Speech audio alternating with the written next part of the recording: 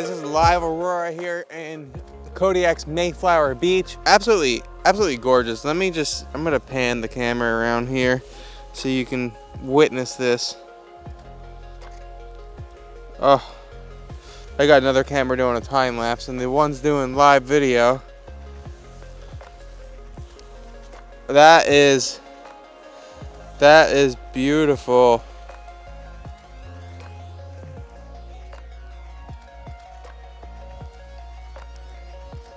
This is epic.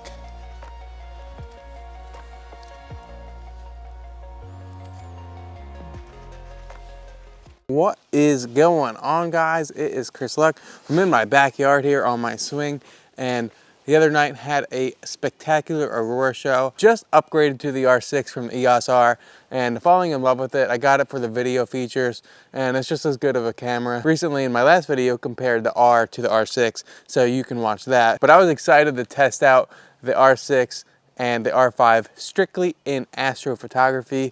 My R5 has had a lot of noise and it's a very stressful experience when you're editing your photos and there's just so much noise when you try to increase the shadows a little bit. So let's just jump right into the video. I'm gonna bring you right into Lightroom now and we'll compare.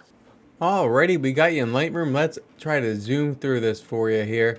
Alright, we got you in the compare view here. And on the left is the R6 and on the right is the R5. This is 3200 ISO and if we zoom in, it's a little out of focus. But looking at noise, if we zoom in here, pretty similar in the noise. Let's go ahead and bump up the exposure and you can see that there's no crazy noise that is present. Let's go to the next one, which is 8000 ISO. Same thing if we bump it up, bump this one up. You can see in the corner there is some noise that's starting to affect the image up here. Zooming in, everything kind of looks similar. The noise still looks fairly decent for 8000 ISO. This one here is the 12800 ISO, and looking from this screen, it doesn't look too bad. You can see that the camera tries to do some denoising in body.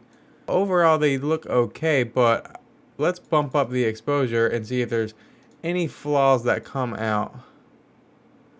And there it is right there.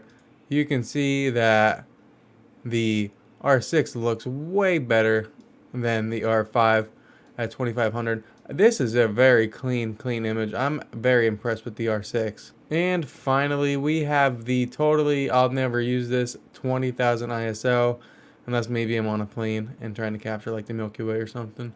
R6 still looks pretty clean, honestly. Let's bump up the exposure. That is an incredible amount of grain for the R5.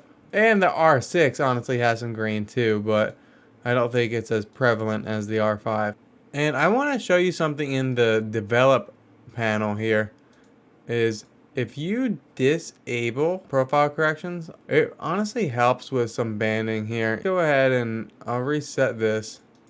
And let's say I wanted to edit this like a normal photo. So let me run through what I would do real quick. And we can already see some bad grain coming out in the side here. And let's just say I want to increase this for some reason.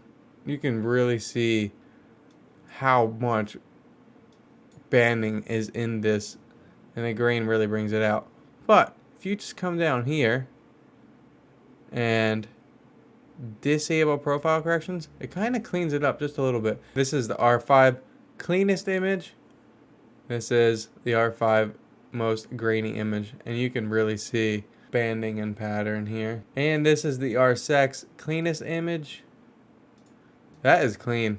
That is clean. This is the R6 at 20,000 ISO. Definitely better, but still unusable. All right, I'm gonna leave you guys with some final thoughts, and at the very end of the video, I got a couple of time lapses from tonight, and I'll label them whether I captured it with the R6 or the Canon R5. Let me know in the comments if you can tell a difference. All right, so I was pleasantly surprised to see how good the R6 was in the low light. And it's funny, the R, my last video, you'll notice, had good shadow recovery. But for some reason, the R6, when it comes to astro at night, has way better details in the shadows, less noise, really, really amazing compared to the R5. Now, the R5 has very good quality if you have your settings properly exposed, so good lighting. So if you want to light up the foreground, R5 works really good. And you really got to have those stars sharp as heck to make it. You have a little wiggle room with the R6 and the 20 megapixels, but with all that being said, I'm going to go ahead and end this video, and I'll catch you guys in the next one.